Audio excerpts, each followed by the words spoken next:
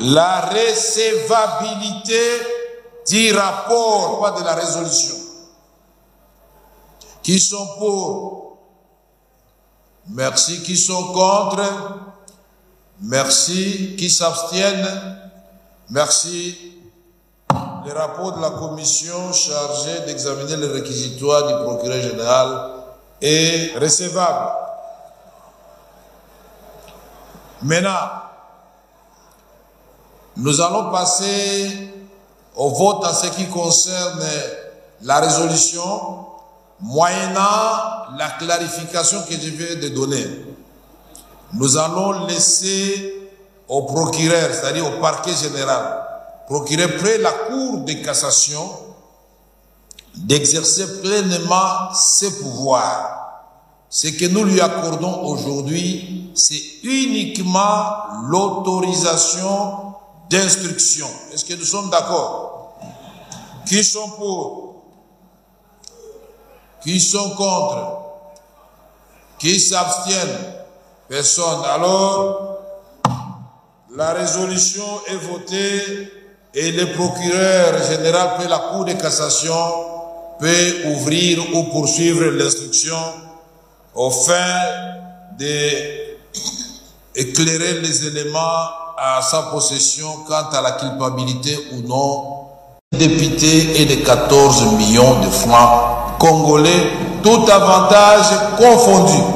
Aller dans les banques, ça se passe au niveau de la banque, et alors cessez d'inventer des histoires. Je voudrais vous remercier, vous, honorables députés, d'avoir accepté que votre salaire qui était rejeté par la population soit divisé par deux. Et là, c'est un geste de patriotisme, vous devez vous applaudir. Je vous ai dit que sans sacrifice, nous ne ferons rien. Madame la Première ministre, nous tenons à vous rassurer qu'on ne va pas vous demander une augmentation de salaire des députés. C'est ma parole. Pendant tous ces exercices budgétaires, nous serons ensemble, comme vous l'avez souhaité. Nous allons échanger sur des questions essentiellement qui touchent le bien-être du peuple congolais. L'accomplissement de votre programme pour que notre pays, finalement, recouvre sa place naturelle qui est celle des locomotives du décollage de l'Afrique subsaharienne et son rôle dans le monde en ce moment du réchauffement climatique. Le Congo a des solutions à proposer au monde et le Congo doit être respecté.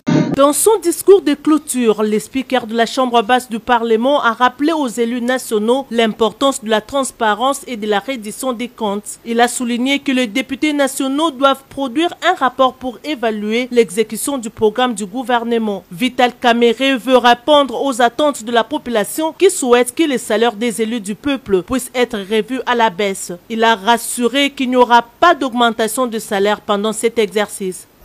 Clarification. Les députés qui ont travaillé, puisque nous avons le devoir de transparence.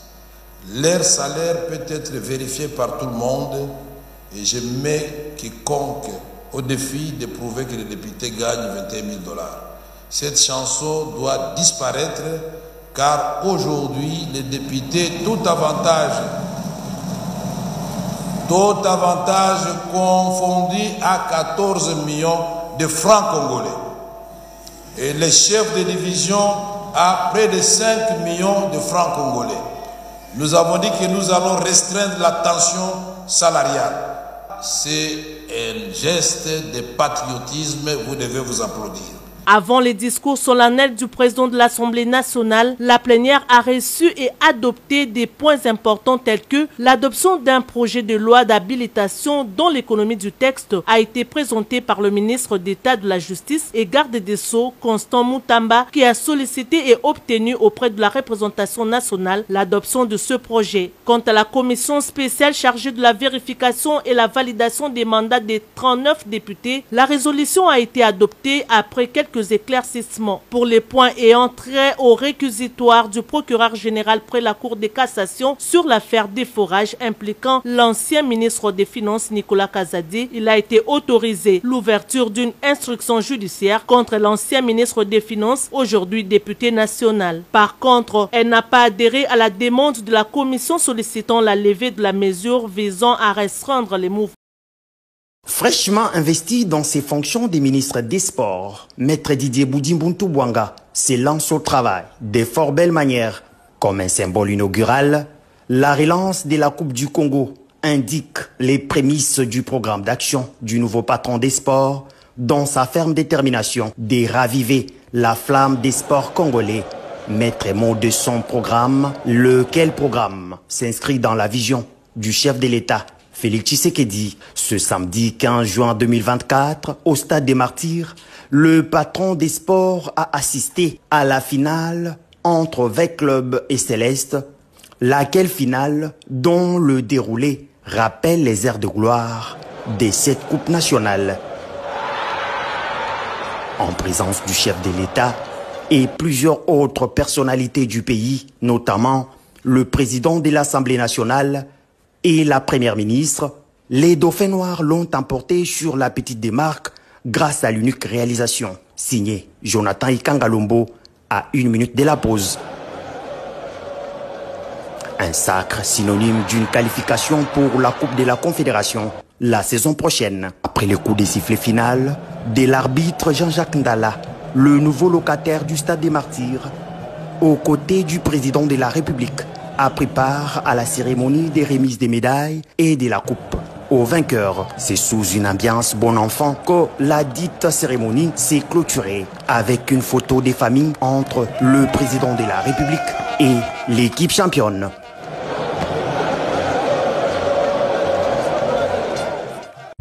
Mesdames et messieurs, chers agents et fonctionnaires de l'État, par sa volonté, le président de la République, chef de l'État, sur proposition de la première ministre, chef du gouvernement, m'a fait l'honneur de me reconduire dans mes fonctions de vice-premier ministre, ministre de la fonction publique, modernisation de l'administration et innovation du service public. Tout en remerciant le Dieu Tout-Puissant, maître des temps et de l'histoire, je voudrais ici exprimer au chef de l'État et à la première ministre toute ma gratitude pour cette confiance renouvelée. En reprenant ces jours officiellement mes fonctions, je mesure toute la dimension de la tâche énorme qui m'attend. Je connais les problèmes des agents et fonctionnaires de notre pays pour les avoir côtoyés quasiment tous les jours. Je suis pleinement conscient de l'urgence qui a à hâter la mise en place d'une administration publique efficace, intègre et digne de ce nom dans notre pays, afin de rendre possible la transformation structurelle, économique, sociale et même sociétale de la République démocratique du Congo. Au cours de ces 3 dernières années, dans un élan de dialogue permanent, nous avons réussi ensemble à faire bouger les lignes au sein de la fonction publique.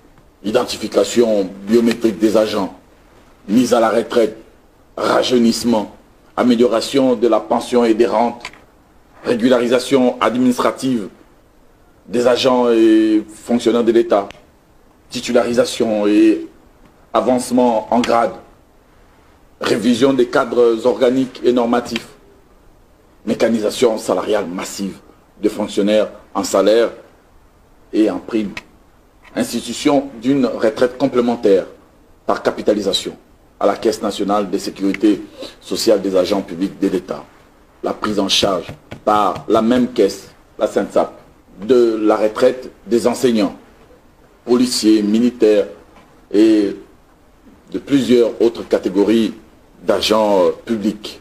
Opérationnalisation de la branche des primes liées au risque professionnel, une première dans notre pays. Et je n'oublie pas non plus la dématérialisation des démarches administratives et la liste n'est pas exhaustive. Ce sont là autant d'actions que nous avons eu à mener avec une certaine audace et qui seront sans nul doute consolidées et cristallisées au cours de ces nouveaux mandats. Oui, les lignes ont bel et bien bougé au sein de la fonction publique. Mais les chemins à parcourir est encore bien long. Plusieurs défis sont encore dressés devant nous. Et il nous faut donc vite nous remettre au travail. Parmi ces défis, il y en a qui revêtent un caractère vital, absolu. C'est le cas de la réforme de la politique salariale qui va nous permettre de tourner enfin la page de la mafia financière au sein de nos administrations et de soigner les blessures de plusieurs agents restés trop longtemps sous-payés ou sans salaire.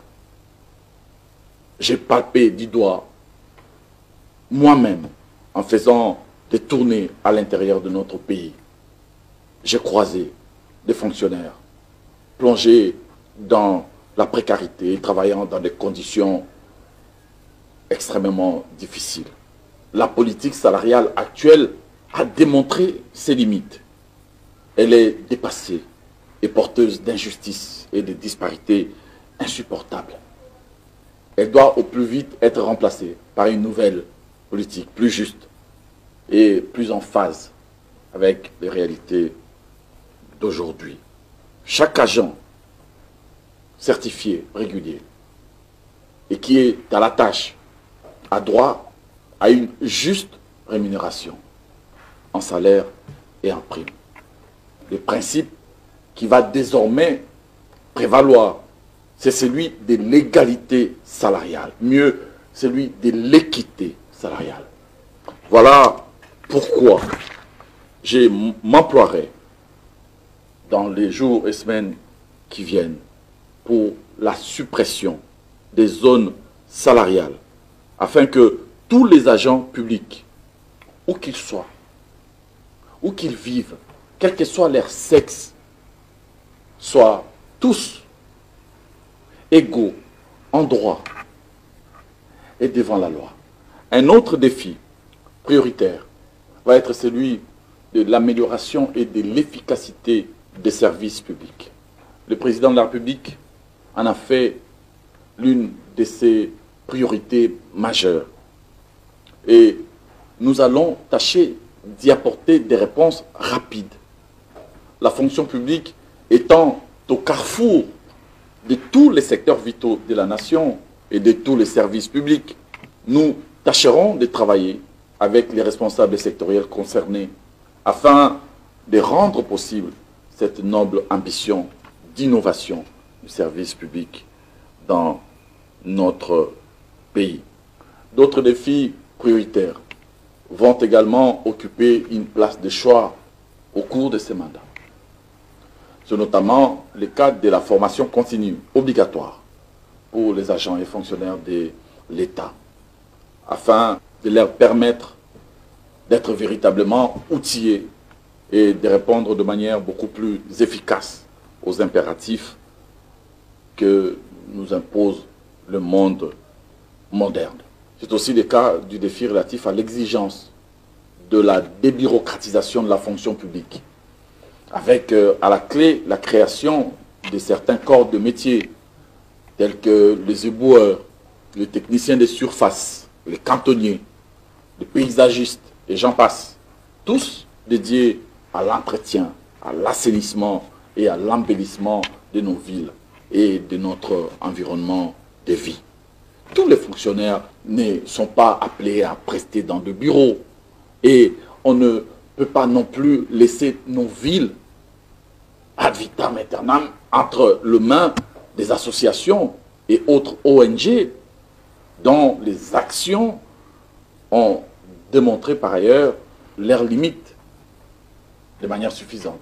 Je proposerai dans les prochaines semaines au Conseil des ministres le remplacement d'une partie des effectifs d'agents devant partir à la retraite par cette nouvelle catégorie de fonctionnaires. Le moment viendra où je vous parlerai de manière plus ou moins exhaustive des objectifs que nous allons nous fixer pour le mandat qui démarre aujourd'hui. Quant à moi, je vais continuer à être le ministre du dialogue social et de la démocratie sociale. Un ministre qui respecte et qui considère chaque agent dans sa singularité, dans sa spécificité, quel que soit son grade, sa fonction ou son rang social. Je vais être le ministre qui ouvrira, sous l'égide du président de la République, chef de l'État, une nouvelle ère pour les fonctionnaires. C'est lui qui tracera la voie vers la mutation administrative, la voie vers une grande administration moderne, efficace, intègre, considérée et respectée par tous les citoyens. Je n'ignore rien du combat qui aura à mener contre les antivaleurs et les réseaux mafieux qui ont si longtemps profité de la faiblesse de l'État. Notre détermination est forte, nette et sans faille. Mais pour réussir, j'ai besoin de l'union des cœurs et des esprits de tous les acteurs concernés, au premier rang desquels les fonctionnaires eux-mêmes. Son Excellence, Monsieur le Président de la République, chef de l'État, et Madame la Première ministre m'ont d'ores et déjà fixé les caps.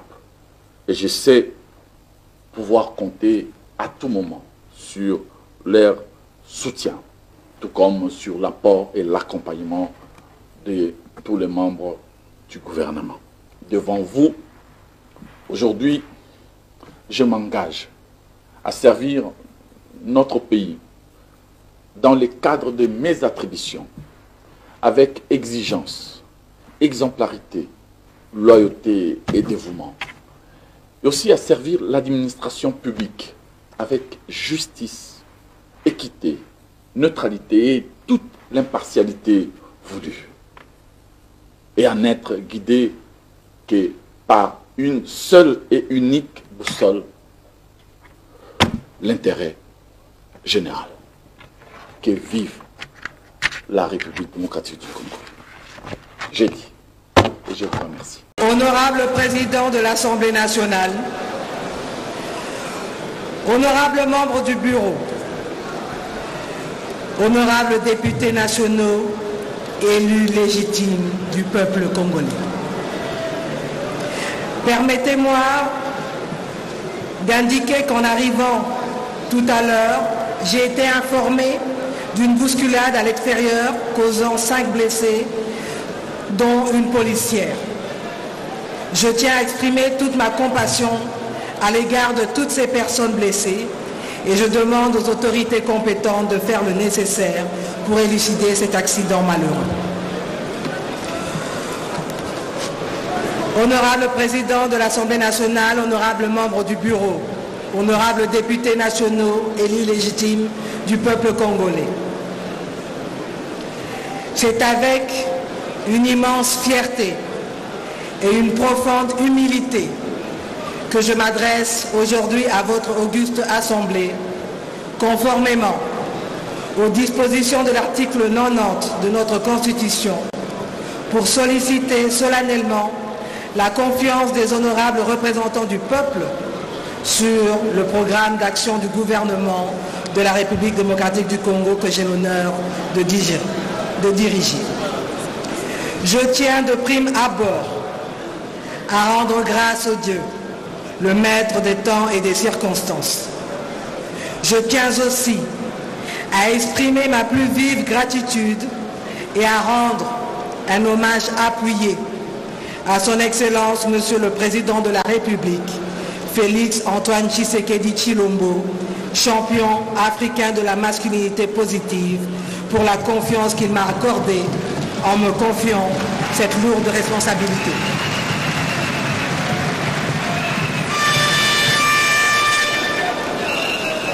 En accédant à cette fonction, je suis pleinement consciente de l'importance historique de ce moment et de la symbolique de cette nomination pour la nation congolaise.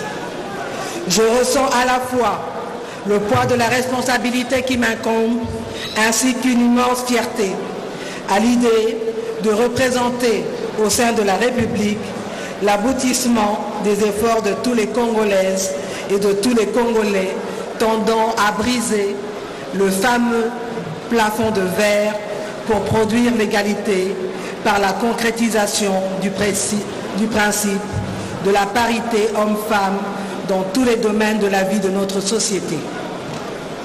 Je salue donc la lutte menée par tous les Congolais et toutes les Congolaises pour que l'égalité des genres ne soit pas simplement un concept abstrait, mais une réalité vécue au quotidien par des millions de femmes à travers le pays. Aujourd'hui, et chaque jour qui passe, je ne cesserai de rendre un vibrant hommage à toutes ces femmes congolaises, de Kimpa Vita à Anouarité Nengapeta, de Sophie Kanza à toutes celles qui, dans l'anonymat, ont marqué l'histoire de notre pays par leur courage, leur détermination et leur engagement en faveur de la justice, de l'égalité et des droits des femmes. Elles sont des exemples inspirants de résilience, de lutte pour un avenir meilleur en République démocratique du Congo. C'est dans le prolongement de leur combat que je m'engage avec détermination et responsabilité à servir notre pays et chacun de ses citoyens sans distinction pour promouvoir cette vision d'égalité et d'inclusion dans tous les domaines de notre société. Honorable Président de l'Assemblée nationale, honorables membres du bureau, honorables députés nationaux, dignes élus du peuple. Le programme d'action du gouvernement 2024-2028 servira de base pour la programmation des activités des ministères, des structures et des agences, ainsi que pour l'élaboration et la mise en œuvre du budget de l'État au cours de la période indiquée. La vision politique du programme d'action de votre gouvernement se situe dans le prolongement de la maxime devenue populaire, le peuple d'abord. Car l'ensemble de l'action gouvernementale vise d'abord l'intérêt du peuple congolais. Ainsi, durant ce second quinquennat, l'action gouvernementale continuera à mettre l'accent sur l'homme qui doit être considéré à la fois comme la ressource principale, le principal moteur du développement et le destinataire du fruit de ce progrès. La matérialisation de cette vision qui place le citoyen congolais au centre de toute l'action politique et gouvernementale de ce second mandat se traduit par les 4 principes directeurs qui guideront l'action du gouvernement, à savoir, en premier lieu, la réhabilitation du citoyen congolais dans la plénitude de sa dignité et du sentiment de fierté nationale. En second lieu, la promotion du dialogue comme instrument clé pour la consolidation de la cohésion nationale et de la participation citoyenne. En troisième lieu, la réussite de la transition de la République démocratique du Congo vers une société à haute intensité technologique. Et enfin, quatrièmement, l'allocation des ressources publiques avec efficacité et équité. Le programme d'action de votre gouvernement tire principalement sa source de plusieurs documents nationaux de planification stratégique et du programme électoral du président de la République 2024-2028 intitulé « Allons-y, unité, sécurité, prospérité ». Avant tout, il y a la vision de développement à l'horizon 2050 comme référentiel stratégique à long terme qui vise à construire une économie diversifiée, à croissance inclusive et à revenus intermédiaires en vue de vaincre la pauvreté. Ensuite, le programme d'action du gouvernement 2024-2028 s'est également inspiré des résultats des travaux préparatoires de l'élaboration du Plan national stratégique de développement, PNSD en sigle, en cours de finalisation. Par cette approche, le programme d'action du gouvernement sera en cohérence avec le cadre de référence qu'est le PNSD. C'est ainsi que le gouvernement s'attellera dès l'investiture à le faire valider. Dans cette même optique de convergence programmatique, la planification et la mise en œuvre des actions, projets et réformes du programme d'action du gouvernement 24-28 ont été conçues dans une approche d'alignement avec les différents documents de stratégie nationale et ou sectorielle, avec les outils de planification opérationnelle formulés par les ministères sectoriels et adoptés en Conseil des ministres. Par ailleurs, le programme d'action du gouvernement 24-28 s'inscrit aussi bien dans la poursuite que dans le renforcement des interventions du quinquennat 2019-2023. Comme l'a d'ailleurs souligné le chef de l'État lui-même, il est question d'aller jusqu'au bout de ce que nous avons si bien commencé. Ainsi, le programme d'action du gouvernement 24-28 s'inscrit dans la continuité des réformes, projets et actions qui ont commencé à produire des résultats, à l'instar de ceux que nous avons commencé à engranger du niveau du PDL 145 territoires. Sur le plan politique, le programme d'action de votre gouvernement se fonde sur le programme électoral du président de la République 2024-2028.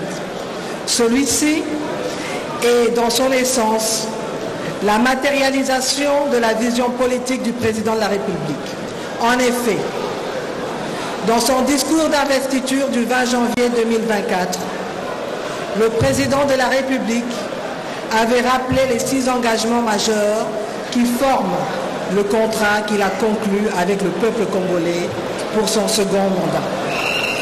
Pour rappel, les promesses électorales du président de la République, qui sont en même temps les engagements majeurs de ce programme d'action de votre gouvernement pour le quinquennat 24-28, se présentent de la manière suivante. Nous avons en premier lieu comme action créer plus d'emplois pour aborder les dizaines de milliers de jeunes qui arrivent sur le marché du travail chaque année et réduire le niveau de sous-emploi. En second lieu, il s'agit de protéger et renforcer le pouvoir d'achat des ménages congolais contre les aléas des prix à l'importation et les variations du taux de change afin de leur garantir une qualité de vie stable et digne. En troisième lieu, il s'agira de mieux protéger le citoyen congolais afin que la République démocratique du Congo se rapproche de son destin d'arbre de paix pour le bénéfice de l'ensemble de la région d'Afrique centrale et des Grands Lacs. En quatrième lieu, nous avons la nécessité de construire une économie plus diversifiée et plus compétitive. En cinquième lieu, il s'agira d'assurer plus d'accès aux services de base en vue d'éliminer progressivement les disparités géographiques entre milieux urbains et rural, entre provinces, entre grandes et petites villes et en ce qui concerne l'offre des services sociaux. Et enfin, il s'agira de renforcer en sixième lieu l'efficacité des services publics. Pour finir, le programme d'action de votre gouvernement s'est également inspiré des propositions contenues dans les différents mémorandums qui m'ont été remis lors des consultations que j'avais organisées à l'hôtel du gouvernement avec les regroupements des partis politiques de la majorité présidentielle, les caucus des députés, les organisations de la société civile et du patronat. Il prend également en compte l'évolution récente de la situation économique et sociale, la conjoncture régionale et internationale, ainsi que les engagements internationaux de développement auxquels la République démocratique du Congo a souscrit. Honorable président de l'Assemblée nationale, honorables membres du bureau,